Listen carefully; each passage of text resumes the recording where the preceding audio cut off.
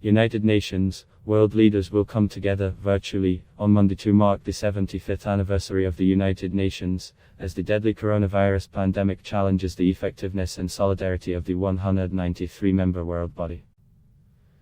As COVID-19, which emerged in China late last year, began to spread around the world, forcing millions of people to shelter at home and dealing a devastating economic blow, countries turned inward and diplomats say the United Nations struggled to assert itself.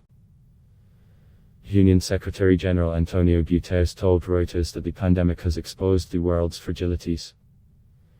He plans to tell world leaders on Monday that they need to work together at a time when there is a surplus of multilateral challenges and deficit of solutions.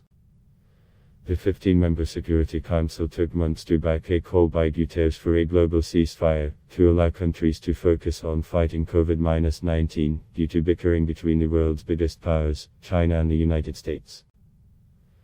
The 193-member General Assembly only adopted an omnibus resolution on a comprehensive and coordinated response to the pandemic earlier this month, and it was not by consensus. The United States and Israel voted no. $10.3 billion appeal to fund fighting the pandemic in vulnerable and low-income countries is only a quarter funded. Guterres now has taken a lead in pushing to make sure any vaccine for the coronavirus is made available to everyone globally. A senior European diplomat, speaking on condition of anonymity, said the General Assembly should have acted months ago, but we were all hampered by and hit by the COVID-19.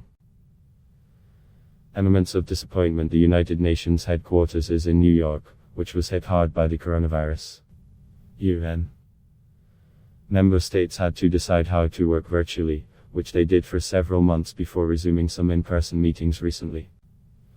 We all suffered from the fact that we couldn't meet.